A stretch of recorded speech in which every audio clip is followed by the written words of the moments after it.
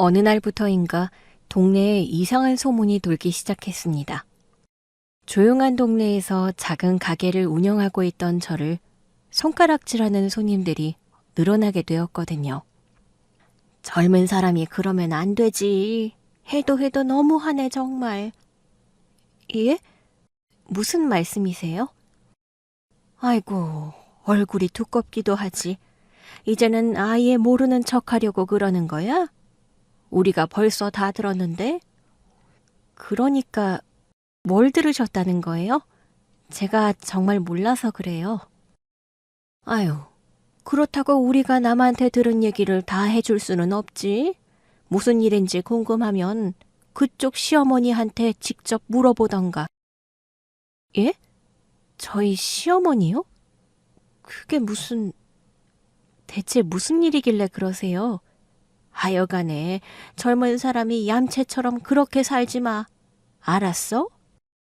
언젠가부터 저희 가게를 찾아오는 손님들이 저한테 그렇게 한마디씩들 하시더라고요. 젊은 사람이 그러면 안 된다느니, 요즘 어린 여자들은 싹수가 노랗다느니, 벌써 그러고 살지 말라느니 하며 제가 마치 큰 잘못이라도 한 것처럼 저를 타박하는 겁니다. 대체 내가 무슨 잘못을 그렇게 했다고 그런 소리를 들어야 하는 건지. 저는 어안이 벙벙했어요. 이유를 알고 싶어도 다들 직접적인 얘기는 하지 않으시고 저더러 저희 시어머니한테 직접 들으라는 말만 하는 겁니다. 그러다 어느 날 모르는 번호로부터 전화 한 통이 걸려왔습니다. 그런데 전화를 받자마자 들려온 건 싸늘한 목소리였습니다. 지금 뭐 하자는 거야? 예? 누구세요? 하, 이제는 아예 우리를 쌩까시겠다? 전화를 건 사람은 제게 다짜고짜 화를 냈습니다.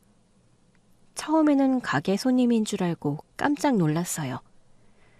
무슨 일인지도 모르고 순식간에 죄인이 된 저는 제가 무슨 실수를 했는지 곱씹을 수밖에 없었습니다. 그렇게 제가 당황해하며 누구냐고 물어보자 그제야 그쪽에서 자기소개를 하더라고요. 누구시죠? 무슨 일로 전화를 하신 거예요? 나야. 우리 시대 큰 며느리. 아니, 어떻게 동서는 형님 목소리도 못 알아봐? 형님이요? 아무리 결혼 전이라고 그래도 너무한 거 아니야? 왜? 아직 결혼식 하기 전이라 아직은 나한테 형님 대접해주기 싫은가? 그런 거야? 아니요. 그런 게 아니라요. 이거 봐. 이러니까 벌써 그렇게 행동하지. 동서, 내가 왜 전화했는지 알아? 모르겠는데요. 왜 화를 내시는지 말씀 좀 해주시겠어요? 동서 집안은 원래부터 혼수를 이렇게 해오나? 예? 혼수라뇨? 혼수가 왜요? 어머, 모르는 척하는 것 좀 봐. 그렇게 안 봤는데 사람이 생각보다 뻔뻔하네. 동서, 아직 어려서 현실감이 없는 모양인데 이거 굉장한 무례야. 어머니한테 그렇게 해놓고 앞으로 우리 얼굴을 어떻게 보려고 그래? 도련님이 잘해줘서 이러는 거야? 그렇다고 며느리가 이렇게 함부로 해도 돼? 동서가 그렇게 행동하니까 괜히 가만히 있던 나까지 욕먹잖아. 아무리 철이 없다고 그래도 그런 식으로 살면 안 된다고. 알겠어? 지금 무슨 소리를 하시는 거예요? 그러니까 대체 무슨 상황인지 똑바로 설명이나 해주시라고요. 다짜고짜 전화해서 사람한테 화내고 무시하는 건 뭐 제대로 된 행동이에요? 뭐라고? 세상에, 동서 지금 나한테 화를 내는 거야? 이거 완전히 적반하장이네? 아휴, 그러게. 이러니까 어머님이 그렇게 화를 내시지. 동서도 성격 장난 아니다. 저 지금 무슨 상황인지 전혀 모르겠으니까 전화 끊을게요. 하고 싶은 말 있으면 직접 찾아오시든가 하세요. 예비 형님에게 그런 전화를 받고 욕을 잔뜩 먹은 저는 너무 화가 나서 숨도 제대로 쉬어지지 않았습니다. 살면서 크게 잘못한 것 없고 학교에서나 집에서나 늘 착하고 순하다는 얘기를 듣던 저였는데 그런 제가 잘 알지도 못하는 사람에게 그런 일을 당해본 적이 없었거든요. 저는 살면서 그런 모욕은 생전 처음이었습니다. 대체 내가 무슨 잘못을 했다고 뻔뻔하다느니 무례하다느니 말하는 건지, 지금 동네에 돌아다니는 저에 대한 악의적인 소문이 다 어디서 왔는지 그제야 짚이기 시작하더라고요. 이게 모두 제 가게와 한 동네에서 사는 예비 시댁이 문제였습니다. 저는 원래 직장 생활을 하며 평범하게 살던 사람이었고 인생에 큰 불만이 있는 편도 아니었습니다. 위에서 시키면 시키는 대로 하고 어디서든 어떻게든 적응하고 맞춰가는 사람이었죠.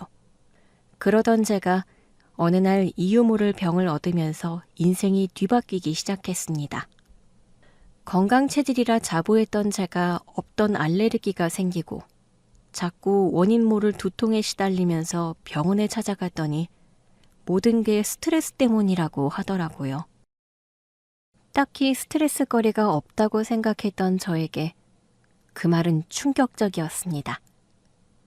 회사 생활은 누구한테나 힘든 거니까 참으면 될 거라 생각했거든요. 그제서야 회사 생활에 염증을 느낀 저는 그 길로 바로 퇴사하게 되었습니다. 딱히 무슨 계획이나 뜻이 있었던 것이 아니었지만 더 이상 그곳에 있다가는 제가 정말 일찍 죽을 것 같더라고요. 그렇게 살고 싶어서 회사를 뛰쳐나왔던 저는 우연히 가게를 구해 자영업을 시작하게 되었죠. 백수가 되어 딱히 할 것도 없고 여기저기 돌아다니다가 아주 운이 좋게도 저렴한 월세자리를 보게 되었던 거예요. 작은 가게였지만 사람들 많이 다니는 골목에 있어서 위치가 좋았고 무엇보다 월세가 너무 저렴하더라고요. 저렴한 월세에 혹했던 저는 그렇게 충동적으로 가게를 계약하게 되었습니다.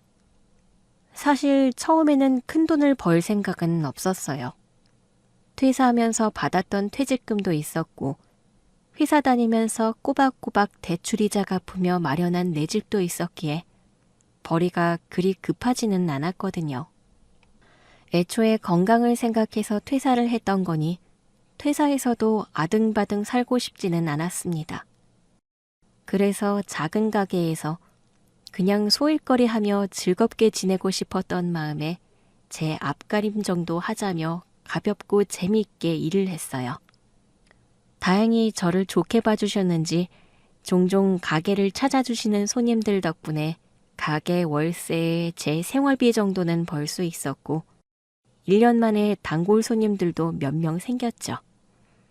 제가 결혼까지 약속하게 된 남자친구도 바로 그 단골 손님 중 하나였습니다.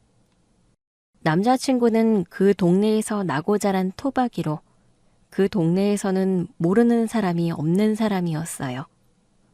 시골에서 상경하신 시부모님이 젊은 시절 그 동네에서 자리를 잡으시고 남자친구 역시 그 동네를 벗어난 적 없이 30년을 넘게 그 동네에서만 살았다고 하더라고요. 그래서 남자친구는 그 동네에 새로 자리 잡은 저에게 동네 분위기를 알려주고 단골을 만들 수 있는 팁을 가르쳐 주기도 했습니다. 동네 장사는 어떻게 해야 하는 거라며 신경 써주고 살펴준 덕분에 저도 도움을 많이 받고 의지도 많이 되었어요. 무슨 일이 있으면 금세 나타나 해결을 해주는 모습이 마치 영화 속 홍반장 같더라고요. 예슬씨, 앞으로도 무슨 일 있으면 바로 나 불러요. 내가 다 해결해 줄 테니까. 매번 신세만 끼쳐서 어떻게 해요? 고마워요, 정말. 아유, 신세는요. 단골 손님이 이 정도 할 수 있는 거죠. 제가 좋아서 그래요. 제가. 늘 그렇게 제 일에 자기 일처럼 나서주는 그 사람이 고마웠습니다. 요즘 보기 드문 순박하고 좋은 사람인 듯한 그에게 저도 모르게 끌렸죠. 그렇게 저희는 단골 손님과 가게 주인에서 연인 사이로 발전하게 되었고 어느새 결혼까지 약속하게 되었습니다. 저는 그 동네가 고향이라는 남자친구가 부럽기도 하고 신기하기도 했습니다. 사실 저는 아버지가 군인이셨어서 여기저기 이사를 자주 다녔었거든요. 그러다 아버지가 은퇴하시고는 부모님이 두 분 다 해외에서 지내고 계셔서 그 후로는 저 혼자 회사 근처에서 자취를 했었죠. 그러다 우연히 자리 잡은 곳에서 그 동네 토박이와 연애를 하게 되다니 그럼 나도 이제 한 곳에 뿌리를 내릴 수 있을까 싶은 생각이 들더라고요. 결혼을 하며 안정감 있는 생활을 기대했던 거죠. 남자친구는 저의 든든한 울타리가 되어주겠다며 약속해 주었고 저는 그런 남자친구의 말을 믿고 결혼을 결심했습니다. 듬직하고 책임감 있는 남자친구의 모습을 보며 행복한 결혼 생활을 기대했죠. 그렇게 결혼 약속을 하고 저는 자연스럽게 예비시댁에 인사를 드리게 되었습니다. 부모님이 해외에 계시다 보니 상견례는 아직이었지만 같은 동네에서 가게를 하는 탓에 자연스럽게 예비시댁을 먼저 찾게 되었어요. 처음 뵙겠습니다, 어머님. 그래, 어서 와. 아유, 너무 예쁘네. 사실 나는 초면이 아니긴 한데. 예? 아, 나는 성수한테 얘기를 미리 들었어서 둘이 사귈 적부터 가게 지나다니면서 봤었거든. 아, 그러셨어요? 내가 엄마한테 여자친구 가게가 동네에 있다고 말씀드렸었거든. 그래서 가끔 지나가다가 보셨었나 봐. 아, 저는 몰랐어요. 미리 알았으면 대접이라도 해드렸을 텐데. 죄송해요, 어머니. 아니야, 대접은 무슨. 젊은 사람이 장사하는데 내가 괜히 방해하면 안 되지. 그래도 내가 동네 사람들한테 가게 홍보 많이 해줬어. 내 덕에 거기 손님들 좀 늘었을 텐데. 그러셨어요? 감사해요, 어머니. 감사는 무슨. 우리 둘째 며느리가 장사한다는데 당연히 내가 도움이 돼야지. 앞으로도 걱정하지 마. 내가 이 동네 토박이인 건 알지? 이 동네에서는 내가 입김이 좀 세거든. 내 한마디면 엄마들이 다 내 말만 들어. 이야, 우리 엄마 짱이네. 자기야, 어때? 우리 집 너무 좋지? 우리 엄마가 이렇게나 식구들을 생각한다니까? 자기는 앞으로 가게 장사 걱정 안 해도 돼. 예비시댁에 있는 동네에서 장사를 하면서 예비 시어머니 귀에 제 얘기가 들어가지 않을 거라고 생각하지는 않았지만 그렇다고 예비 시어머니가 벌써 제 얼굴을 알고 계신 줄은 몰랐습니다. 남자친구에게 제 얘기를 듣고는 몰래 저를 보러 가게에 여러 번 찾아오셨다고 하더라고요. 그 얘기를 듣는데 어찌나 당황스럽던지. 저는 혹시 알게 모르게 실수를 한 건 없을까 싶어 자꾸 저를 뒤돌아보게 되었어요. 그래도 다행히 예비 시어머니께서 저를 나쁘게 보지는 않으셨는지 제 칭찬을 해주시고 제 가게 매출까지 걱정해 주시더라고요. 한편으로는 부담스럽기도 했지만 가족이 될 사이에 그렇게 관심을 가져주시는 게 감사했습니다.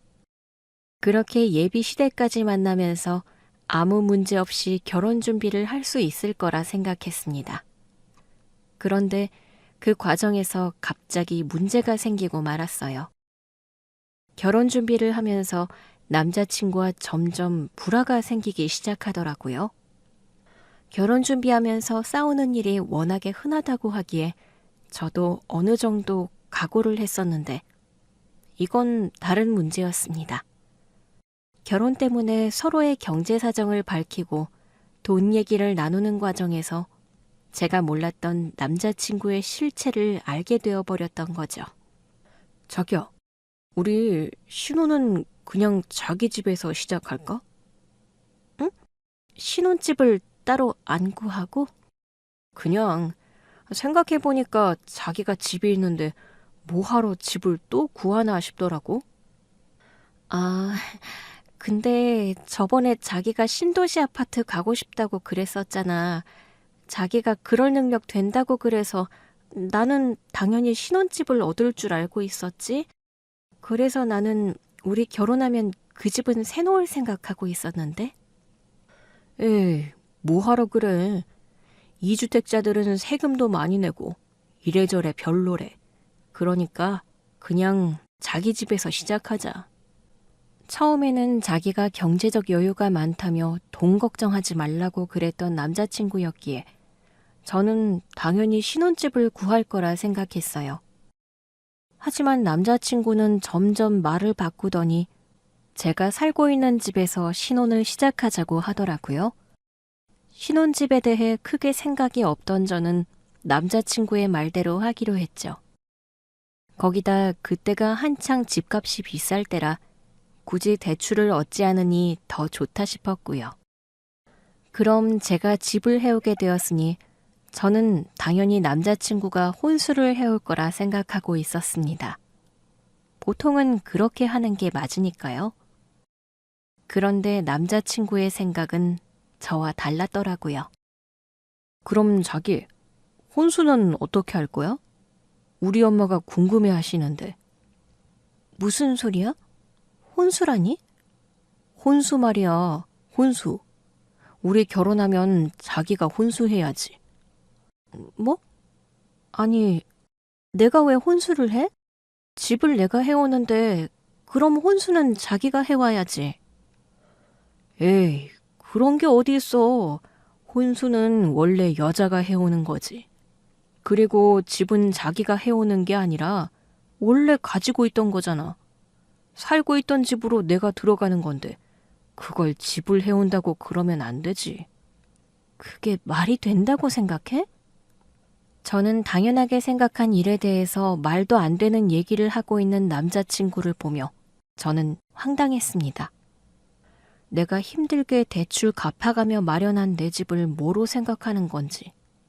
집을 해오는 저더러 혼수까지 해야 한다고 하더라고요. 저는 혼수까지 할 수 없다며 따졌고 그러자 남자친구는 언성을 높이며 제게 화를 냈어요. 그리고 그 과정에서 전에 보지 못했던 모습을 보게 되었죠. 남자친구가 화가 나니까 갑자기 자기 할 말만 하고 소리를 지르는데 그러다가 기어이 자기 분에 못 이겨 물건을 집어 던지더라고요. 순한 줄만 알았던 남자친구의 본색을 보게 된 저는 깜짝 놀랄 수밖에 없었습니다. 지금 뭐 하는 짓이야? 나한테 물건 던진 거야? 화가 난다고 물건을 던져? 네가 지금 사람 열받게 하잖아. 내가 뭘 잘못했는데. 먼저 시작한 건 성수 씨잖아. 처음부터 말도 안 되는 걸로 우겨놓고 왜 내 탓을 해? 그리고 그렇다고 물건을 던지는 게 옳은 일이야? 성수 씨 원래 이런 사람이었어? 그래? 너야말로 이렇게 쫌스러운 사람이었냐? 아니, 집 좀 가지고 있는 것 가지고 왜 이렇게 유세를 떨어? 혼수 해오라면 해오는 거지 왜 말이 많아? 그따위로 꼭 해야겠냐? 네가 그렇게 잘났냐? 잘났어? 믿을 수 없는 남자친구의 모습에 저는 큰 충격을 받아야 했습니다. 다정하고 따뜻한 모습에 이 사람과 결혼하면 행복해질 거라 생각했는데 화가 나니 사람이 완전히 달라지더라고요. 어떻게 그동안 이런 모습을 숨기고 있었던 건지, 그동안 순진한 척, 너그러운 척했던 그 사람의 행동이 소름 끼칠 정도였어요. 게다가 경제적으로 여유롭고 능력 있던 척했던 거짓들까지. 남자친구가 그동안 제게 거짓말을 했던 게 한두 가지가 아니었더라고요. 제가 그 사람에게 단단히 속았던 거죠.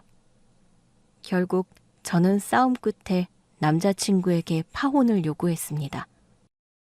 그리고 그 후로 동네에서 저에 대한 이상한 소문이 돌기 시작했던 거죠. 사장님, 그렇게 안 봤는데 사람이 좀 그렇네. 아니, 시댁에서 아파트를 해주면 혼수는 제대로 해가야지. 요즘 젊은 아가씨들이 얌체 같다고 그래도. 어떻게 그래? 집만 받고 입은 싹 닫겠다 이거야? 예? 무슨 말씀이세요? 아파트라뇨? 혼수는 또 무슨 말씀이세요? 아이고, 우리도 다 들었어요. 젊은 사장님 성수랑 결혼한다면서.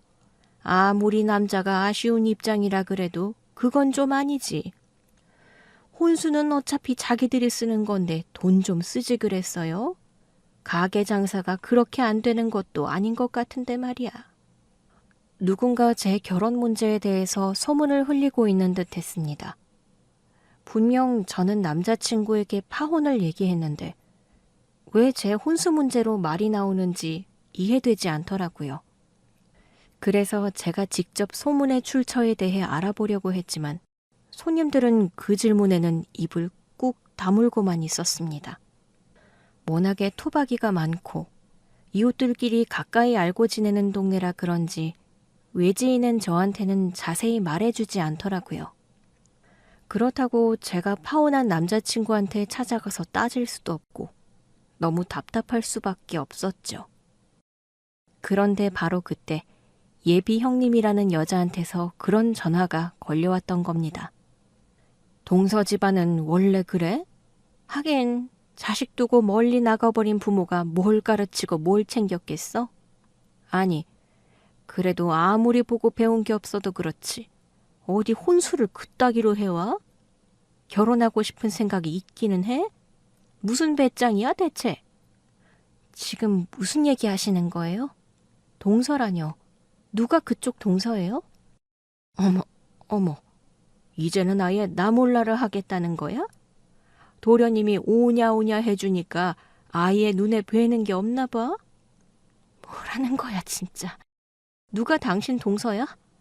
나 니네 시동생이랑 파혼한 지가 언젠데. 그러니까 있지도 않은 혼수 운운하면서 사람 짜증나게 긁지 말고 할 말 있으면 직접 찾아와서 해. 그제야 저는 그동안 있었던 이상한 상황들이 이해되기 시작했어요. 갑자기 뚝 끊긴 손님들이며 가끔 찾아오시는 손님들이 저를 두고 하는 안 좋은 말들. 그리고 형님이라는 사람이 전화해서 따지는 것까지. 전부 제 예비 시댁이었던 집에서 퍼뜨린 괴소문이었더라고요. 파혼한 지가 언제인데 할 일도 없는 혼수 얘기를 꺼내는 건지 말도 안 되는 소리를 하는 예비 형님의 전화에 화가 난 저는 전화를 끊고 곧바로 전 남자친구에게 전화를 걸었습니다. 저는 이 상황이 이해되지 않지만 그놈이라면 뭔가 알고 있겠다 싶었거든요. 야, 너 뭐 하는 놈이야? 예슬아, 이제 화 풀린 거야? 너한테 할 말이 있어서 전화한 거니까 묻는 말에 대답이나 해. 네 형수라는 여자가 방금 나한테 전화해서 뭐라고 한 줄 알아? 그 여자가 왜 나더러 혼수 가지고 난리치는 거야? 며느리 돌이니 뭐니 그딴 소리를 내가 왜 들어야 하는 건데. 너희 집에 우리 파혼한 거 얘기 안 했어? 그게 엄마가 충격받으실까 봐 내가 아직 말을 못해서. 근데 예슬아, 우리 정말 파혼하는 거야? 그러지 말고 나 한 번만 용서해주면 안 될까? 무슨 헛소리를 하고 있어. 파혼했으면 끝이지 용서는 무슨 용서야. 우리가 다시 결혼할 일 절대 없으니까 너희 집에도 똑바로 전해. 괜히 내 귀에 이상한 소문 들리게 하지 말고. 전 남자친구에게 연락한 저는 더 기막힌 이야기를 듣게 되었습니다. 알고 보니 전 남자친구가 자기 집에 저희의 파혼 사실을 제대로 전하지 않았던 거예요. 제가 화가 풀리면 자기를 다시 받아줄 거라 생각한 건지 아니면 식구들한테 차마 사실을 말할 용기가 나지 않았던 건지 모르겠지만 예비시댁에서는 저희가 여전히 결혼 준비를 하고 있는 줄 알고 있었습니다. 그런데 거기다가 전 남자친구가 자기 엄마한테 대체 무슨 얘기를 했는지 제가 혼수 준비를 제대로 안 했다면서 전 예비 시모가 저를 단단히 벼르고 있었나 보더라고요. 근데 혼수 얘기는 뭔데? 내가 왜 할 필요도 없는 혼수로 욕을 먹어야 하는 건데? 아니, 내가 파혼 얘기를 못해서 엄마가 혼수 얘기 물어보시는데 그냥 대충 둘러댔거든. 뭐라고? 대체 뭐 하는 짓이야? 그래서 너희 엄마는 내가 혼수 제대로 안 했다고 동네에 소문을 퍼뜨린 거야? 네 형수라는 사람은 나더러 동서라면서 형님 노릇하려고 그런 거고? 기막혀서 진짜 말이 안 나온다. 나는 예슬이 네가 화 풀면 다시 결혼 준비할 줄 알았지. 그리고 네가 혼수 안 하겠다고 한 건 사실이었잖아. 애초에 내가 집을 해오는데 혼수는 네가 해야 하는 거잖아. 그거 싫다고 난리치다가 나한테 파혼당한 주제에 그걸 네 엄마한테 그렇게 말했어? 너 진짜 생각 없는 인간이구나. 아니, 무슨 말을 또 그렇게 해. 나는 그냥 있는 사실 말한 것밖에 없는데. 이제 와서 왜 또 순진한 척 착한 척이야? 내 앞에서 소리 지르면서 물건 던진 거 그새 까먹은 모양이지. 그리고 네가 뭘 사실을 말해. 사실을 다 말 안 한 거지. 됐고, 나는 니네 집 식구들이랑 더 이상 엮이고 싶지 않으니까 더 늦기 전에 너희 집에 똑바로 얘기해. 우리 진작 파혼한 지 오래고 내가 너희 집에 혼수해서 갈 일은 죽어도 없을 거라고. 알겠어? 파혼 사실을 집안에 알리지 않은 전 남자친구 때문에 전 예비 시어머니가 상황을 모르고 저를 오해했고 그런 저를 혼수도 제대로 안 해오는 막되먹은 며느리라며 온 동네방네 저를 씹고 다녔던 겁니다. 그 전말을 파혼한 전 남자친구의 입에서 듣게 된 저는 황당해서 괜히 웃음이 나왔습니다. 파혼했는데도 집에 사실을 알리지 않은 전 남자친구도 어이없지만 뭘 알지도 못하면서 뒤에서 예비 며느리 욕을 하고 다닌 전 시모는 더 어이가 없더라고요. 설령 내가 혼수를 제대로 하지 않았더라도 예비 며느리에 대한 얘기를 그렇게 할 수 있는 걸까 싶었죠. 결국 이 모든 게 전 남자친구 때문이라는 것을 알게 된 저는 다시 한번 파혼을 얘기하며 전 남자친구에게 당부했습니다. 다시는 보지 말고 엮이지 말자고 말이죠. 하지만 그날이 다 지나기도 전에 결국 사건이 벌어지고 말았어요. 제가 전 예비 형님과 통화한 지 몇 시간 만에 그 집에서 저를 잡으러 가게로 찾아왔더라고요. 얘, 너 이게 뭐 하는 짓이냐? 네 형님한테 뭐라고? 동서가 찾아와 보라고 해서 직접 왔어. 어디? 얼굴 좀 보고 얘기하지? 이제는 영업 방해까지 하러 오신 거예요? 두 분이 저한테 무슨 할 말이 있다고 여기까지 찾아오세요? 동서가 할 말 있으면 찾아오라며. 그 얘기는 기억하면서 내가 그쪽 시동생이랑 파혼했다는 얘기는 기억 못하는 모양이죠? 나 그쪽 시동생이랑 파혼했다고요. 파혼 얘기를 직접 했는데도 왜 나를 찾아온 건지 저는 전 예비 시모와 예비 형님의 행동이 너무나 이해되지 않았습니다. 그래서 나도 도련님한테 물어봤어. 도련님 말로는 둘 사이에 오해가 있었던 거라고 하던데 둘이 좀 싸워서 그런가 본데 아무리 그래도 그러면 안 되지 동서. 그래, 네가 우리 아들한테 뭐가 섭섭해서 그러는 모양인데 아무리 그래도 이건 아니지 않니? 어디 싹수 없이 형님한테 소리를 질러? 여전히 상황 파악을 못하고 저에게 삿대질하며 소리를 지르는 두 사람을 보자 저는 머리가 아파왔습니다. 왜 사람 말을 못 믿고 일방적으로 사람을 몰아붙이는 건지 그 상황이 너무 짜증이 나더라고요. 그래서 저도 더 이상 참지 못하고 소리를 지르고 말았습니다. 장난하세요? 손희 형님은 누가 형님이에요? 저 성수 씨랑 파혼했다고요. 그 집 며느리 아니라고요. 대체 몇 번을 말해야 이해하실래요? 그게 정말이야? 지금까지 무슨 얘기를 들으셨어요? 저 댁 아드님이랑 파혼했고 결혼 절대로 안 할 겁니다. 그러니까 애초에 제가 그 집에 혼수해야 할 일 자체가 없죠. 아드님한테 무슨 얘기를 듣고서 저한테 이러시는지 모르겠지만 따지고 싶으시면 아드님한테 가서 따지세요. 괜히 상관없는 저한테 이러지 마시고요. 아니, 우리의 말은 다르던데? 둘이 결혼하겠다고 집에 인사까지 하러 왔으면서 갑자기 파혼이라니 무슨 소리야? 결혼이 애들 장난이야? 왜 그걸 니들 마음대로 정하니? 애초에 성수 씨가 저를 처음부터 속이지 않았으면 없을 일이었어요. 저야말로 그런 사람이랑 결혼까지 생각했었다는 게 어이없을 지경이거든요. 그 사람이 나한테 얼마나 거짓말을 했는지 알기나 하세요? 거짓말이라니? 우리 아들이 무슨 거짓말을 해? 아니, 그렇다고 너는 내가 거짓말 좀 했다고 결혼을 엎어버리니? 너 애초에 우리 아들 사랑한 적이 있기나 해? 이 동네에서 장사해보려고 그냥 어찌저찌 순진한 애 이용한 거 아니냐고. 저야말로 따지고 싶은 심정이에요. 아드님한테 한번 여쭤봐 주시겠어요? 저를 사랑하기나 했었는지. 그러지 않고서야 어떻게 저한테 그런 짓을 해요? 동서, 해도 너무하네. 어머니 앞에서 지금 무슨 버릇이야? 나 그쪽 동서 아니라고 몇 번이나 말해요. 뭐? 너무해?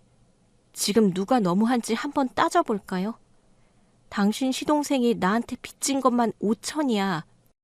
그거는 알고 그딴 소리 하는 거야?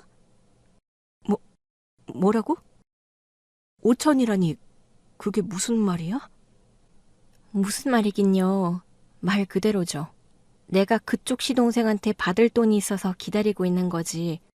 나도 그 집 식구들이랑 엮이기 싫거든요. 상황도 제대로 모르면서 끝까지 저를 가르치려 드는 전 예비 시모와 예비 형님에 저는 기어이 뚜껑이 열려버렸습니다. 지금 누구 앞에서 난리를 피우는지 너무 화가 나서 미치겠더라고요. 그래서 저는 그동안 숨겨온 비밀을 밝힐 수밖에 없었습니다. 전 남자친구가 제게 빚이 있다는 사실을 말이죠. 그러자 전 예비 시모와 형님이 깜짝 놀라며 덜덜 떨더라고요. 지금 뭐라고 했어? 5천? 그게 정말이야? 이제 저한테 반말하지 말고요.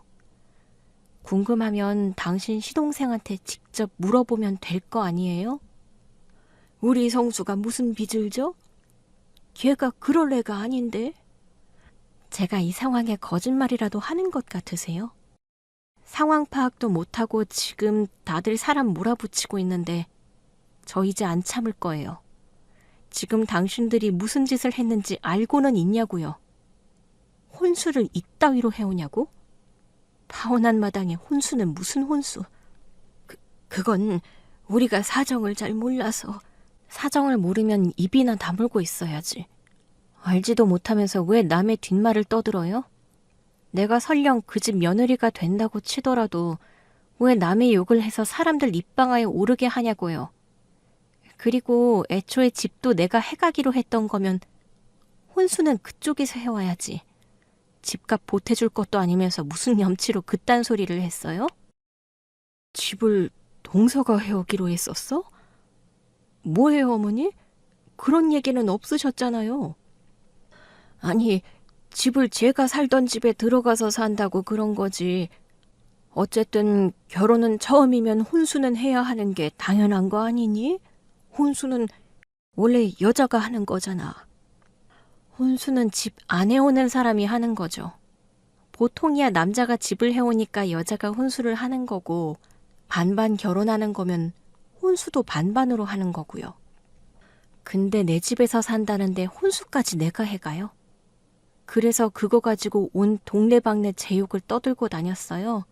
요즘 젊은 여자들 생각이 짧다느니 가증스럽다느니 하면서 사람을 우습게 만들었냐고요. 지금 당신들이 동네에 나에 대한 나쁜 소문 퍼뜨리고 다닌 덕분에 가게 매출이 얼마나 떨어졌는지 알아요? 내가 당신들 명예훼손이랑 무고죄로 고소할 거야. 가만히 안 둘 거야. 제가 고소 얘기를 꺼내자 두 사람은 그제서야 상황이 심각하다는 걸 깨달은 듯 당황하기 시작했습니다. 동네 토박이랍시고 동네 사람들 앞에서 제 얘기 떠들어댈 때에는 아무 생각들이 없다가 이제 와서 제가 고소하겠다고 하니 갑자기 뒷일이 걱정되는 모양이더라고요. 그러게 대체 뭘 믿고 그런 짓을 했는지. 저는 그 사람들에게 우습게 보이지 않기 위해서라도 더 이상 쉽게 넘어갈 생각이 없었어요. 제대로 파혼을 하고 일 질긴 인연을 매듭짓기 위해서라도 제가 꼭 해야 할 일이라 생각했죠. 제가 처음에는 좋게 넘어가려고 그랬거든요. 어쨌든 파혼한 건 우리들 사정이고 어머님한테 죄송한 마음도 있었는데 그래도 이건 아니지 않아요? 사람을 우습게 여겨도 정도가 있지. 왜 사람을 억울하게 만드세요? 지금 동네에 그런 말도 안 되는 소문 때문에 매출이 얼마나 떨어졌는지 아세요? 게다가 그 집 아들은 내 돈 떼어먹고도 아직 정신을 못 차렸는데 내가 그 집 아들 빚쟁이라고 소문내줄까요? 나는 바보라서 참고 있는 줄 아느냐고요. 미안하다. 내가 상황을 제대로 몰라서 그랬어. 나는 그런 줄도 모르고. 제발 소문만은 내지 말아다오. 응? 제 소문은 나쁘게 내놓고 아들 소문은 나쁘게 나는 게 싫으신가 보죠. 심지어 저에 대한 소문은 거짓말이었지만 아드님이 빚쟁이라는 건 사실인데요. 미안하다. 미안해. 내가 다 잘못했다. 그래, 내가 크게 실수를 한 것 같아. 뭘 얘기를 하더라도 잘 알아보고 했어야 하는 건데 내가 아무것도 모르고 실수를 했어. 그래도 실수인데 이해해주면 안 되니? 한 번 엎은 말을 다시 주워 담을 수 있겠어요? 그래도 정말로 고소할 건 아니죠? 우리 진짜 가족이 될 수도 있었던 사이인데 설마 그렇게까지 야박하게 굴 거예요? 그쪽은 아직도 상황 파악이 안 돼요. 당신이 나한테 전화해서 욕지거리 한 거 나 녹음까지 다 해놨어요. 내가 고소 못할 거라 생각해요? 아니, 내가 또 무슨 욕지거리를 했다고 그래요? 그냥 좀 화가 나서 언성을 높인 건데. 그니까 당신이 뭐라고 나한테 언성을 높이냐고요. 누구는 소리 지를 줄 몰라서 안 지르는 줄 아나? 아이고, 내가 미안하다. 내가 사과하마, 응? 네가 원한다면 내가 무릎이라도 꿇으마. 그러니까 제발 고소는 하지 말아주라. 아니요, 사과하지 마세요. 어머니가 무릎 꿇어봐야 제 기분이 나아지겠어요. 잃어버린 단골이 돌아오나요? 아니면 까먹은 매출이 다시 생기나요? 저 별로 사과받고 싶지 않고요. 이대로 억울해서 절대 못 끝내요. 그 집 아들 거짓말에 속은 것도 기막혀 죽겠는데 내 욕하고 다닌 인간들까지 참아야 하나요? 미안하다. 미안해. 미안하다 말만 하면 끝이에요? 사람 죽이고도 미안하다고 하면 끝이에요. 말로 한 사람을 매장시켜 놓고 이제 와서 미안하다는 말이 무슨 소용이에요? 처음부터 내가 아니라 그 집 아들이 잘못해서 파혼한 건데 왜 내가 죄인 취급을 당해야 해요? 저 그동안 살면서 평생 남한테 해코지 한 번 한 적 없었어요. 그런데 왜 내가 그런 욕을 먹어야 하죠? 왜 가만히 있는 나를 나쁜 사람으로 만드냐고요. 정말 미안해요. 나는 잘 모르고 그냥 어머님이 그렇게 말씀하시길래 그런 줄만 알았지. 진짜 예슬 씨한테 무슨 악감정이 있어서 그런 게 아니에요. 사과하겠습니다. 두 사람은 제게 열심히 용서를 구했지만 저는 그 사람들을 쳐다도 보고 싶지 않았습니다. 그동안 영문도 모르고 단골 손님들 끊기고 모르는 사람들한테 수근수근 욕을 들어 먹었던 걸 생각하면 억울해서 자다가도 벌떡 일어날 지경이었어요. 그저 자기 아들 편만 들고 괴소문을 낸 전 예비 시모와 예비 형님에게 너무너무 화가 나더라고요. 당신들 때문에 가게 매상 떨어진 거 다 책임 물을 겁니다. 악의적인 소문으로 죄 없는 나 손가락질 당하게 하고 마음고생한 거 생각하면 정말 용서 못하겠어요. 그리고 당신 아들한테도 당장 내 돈 갚으라고 하세요. 안 그러면 그 인간 회사까지 찾아가서 내가 깽판 칠 거예요. 당신들이 내 가게 망하게 한 것처럼 그대로 돌려줄 거라고요. 알겠어요? 뭐? 아, 안 된다. 성수가 그 회사에 어떻게 들어간 건데. 회사에 그런 소문 나면 안 돼. 제발 그러지만 말아다오. 응? 그 돈은 내가 무슨 수를 써서라도 갚아줄게. 내가 갚아줄 테니까 우리 아들 찾아가지 마라. 응? 그리고 또 뭐 하면 되겠니? 우리가 뭘 해야 고소 안 할 거야? 글쎄요. 지금 같아서는 고소하고 싶은 마음이 굴뚝이지만 그래도 뭐 소문이 없던 일이 되면 또 모르겠네요. 소문이 거짓말이었다는 거 사람들도 알게 되면 저도 더 이상 억울하지 않고 다 제자리로 돌아가겠죠? 그러면 정말 고소 안 할 거냐? 우리 용서해 줄 거야? 그렇게 되면 다시 생각해보죠. 근데 그게 가능하겠어요? 이미 흩어져 버린 소문을 어떻게 수습하시려고요? 사람들 일일이 찾아가서 해명이라도 하실 건가요? 그래야지. 아니, 내가 꼭 그렇게 할게. 사람들 다 찾아다니면서 제대로 다시 설명할 테니까 제발 고소는 하지 말아다오. 그럼 확실히 하세요. 또 거짓말로 두루뭉실하게 말하지 말고. 애초에 혼수를 누가 해야 했던 건지 밝히시고 우리가 왜 파혼하게 된 건지도 다 말하세요. 그 집 아들이 무슨 잘못을 저지른 건지 똑바로 밝히시라고요. 꼭 파혼 얘기까지 해야 하니? 그냥 사람들한테는 혼수 얘기만 하면 안 될까? 파혼이야 나중에 그냥 얼레벌레 넘어가면 될 텐데. 무슨 소리예요? 그럼 저더러 사람들 앞에서 그 인간이랑 결혼 예정이라고 계속 속이라는 말씀이세요? 저 싫어요. 지금도 그 인간 꼴도 보기 싫은데 받아야 할 돈 때문에 참는 거거든요. 더 이상 그쪽 집안이랑 엮이고 싶지 않다고요. 그러니까 파혼 사실 제대로 밝히세요. 그게 싫으시면 제가 고소장 날리고 현수막에 파혼 사실 받고 길거리에서 전단지라도 돌릴 거니까. 사실 고소를 하겠다는 건 반쯤은 협박이었어요. 마음 같아서는 전 재산 털어서라도 고소를 진행하고 싶었지만 사실 그게 현실적으로 쉬운 일은 아니잖아요. 정말로 명예훼손으로 고소가 된다고 하더라도 저도 시간과 돈을 들여야 할 텐데 가게 운영하느라 바쁜 제가 괜한 일로 시간 뺏기고 스트레스 받고 싶지 않았어요. 사실 제 입장에서는 소문만 사그라들면 그만한 일이었죠. 그래서 그런 얘기를 꺼냈더니 전 예비시모가 제 말을 덥석 받아들이더라고요. 그리고 얼마 뒤 전 예비시모는 직접 사람들을 찾아다니면서 해명을 하기 시작했습니다. 그게 내가 전에 했던 말을 좀 정정하려고. 우리 아들이 나한테 설명을 제대로 안 해가지고 말이야. 알고 보니까 혼수를 우리 아들이 해가야 했던 거였더라고. 그게 무슨 말이야? 자기 며느리가 혼수를 제대로 안 해왔다고 난리치지 않았었어? 근데 갑자기 아들이 혼수를 한다니? 아니, 그러니까 원래 남자가 집을 하고 여자가 혼수를 하는 거잖아. 근데 그 집을 여자가 하기로 해서 우리 아들이 혼수를 했어야 한다는 거야.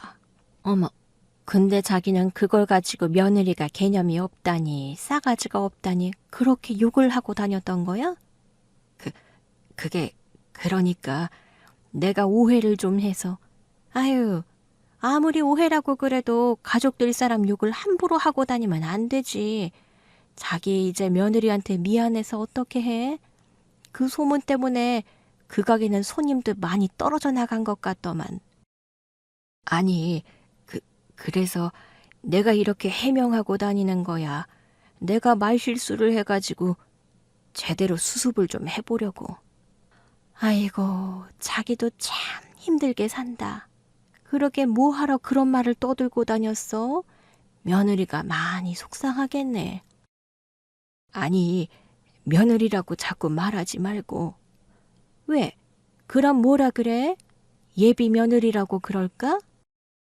그게 아니고, 그, 우리 아들이 결국 그 아가씨랑 결혼을 안 하게 됐어. 응? 그건 또 무슨 소리야? 방금 전까지 혼수 얘기하고 있었잖아. 자기 아들이 혼수 해가야 하는 거라며. 근데 왜 결혼을 또 안 하게 됐다는 거야? 이게 대체 무슨 소리야? 그러니까 그 혼수 얘기 때문에 둘이 싸우다가 우리 아들이 혼수는 여자가 하는 거지 않냐고 그랬다더라고. 그래서 그 아가씨가 화가 나서 결국 파혼하자고 그렇게 됐나 보더라고. 우리 아들이 그 아가씨한테 성깔을 좀 부리고 그래가지고. 아이고, 성수가? 성수가 왜 그랬대? 하긴 그놈이 옛날부터 성깔이 좀 있었지. 왜 지 기분 안 좋은 일 있으면 어른한테 인사도 안 하고 쌩 지나가고 그랬잖아. 괜히 길거리에 깡통이나 빵빵 차고 말이야. 성수가 원래는 착한데 가끔 성질이 나면 좀 그래서 그런 거지. 그래도 애는 착하지. 그게 성질이 나쁜 거지.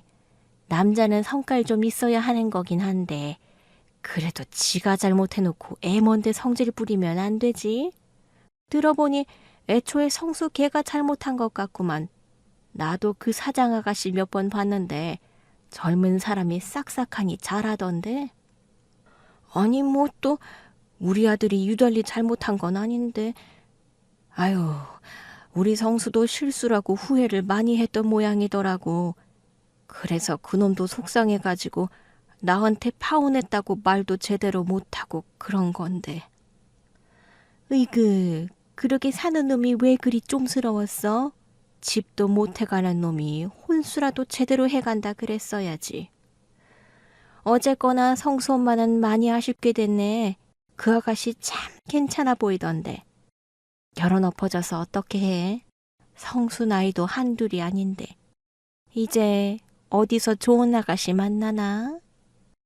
다행히 전 예비 시모는 저와의 약속대로 열심히 해명을 하고 다녔습니다. 정말 고소당할까 무섭기는 했는지 거짓말도 못하고 사실대로 설명을 했더라고요.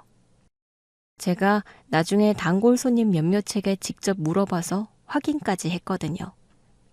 전 예비 시모는 저희가 왜 파혼을 하게 되었는지, 그 과정에서 자기 아들이 무슨 잘못을 저질렀는지 전부 실토를 해야 했고, 뒤늦게 상황을 제대로 알게 된 동네 주민들은 그제서야 다들 제 편을 들었습니다. 애초에 그놈이 잘못해서 파혼까지 갔으니 손가락질은 그쪽이 받아야 했던 거죠. 덕분에 직접 해명을 해야 했던 전 예비 시모는 토박이로 살아온 동네 주민들에게 톡톡히 창피를 당해야 했습니다. 그래서 그 집 아줌마 요즘 동네 창피하다고 못 돌아다니잖아요. 그래요? 어쩐지 한동안 안 보이신다 싶더라. 다들 처음에는 사장님이 잘못했다고 생각했는데 얘기를 들어보니 그게 아닌 거잖아. 애초에 그 집 아들이 깽판 친 거라면서요? 아우, 집도 안 해오면서 혼수까지 안 하겠다는 건 뭐야? 그러게 말이에요. 저도 처음에는 많이 내려놓고 이해해 보려고 그랬는데 정말 해도 너무 하더라고요. 제가 아무리 호구라고 그래도 집해 가면서 혼수까지 해갈 수는 없는 거잖아요.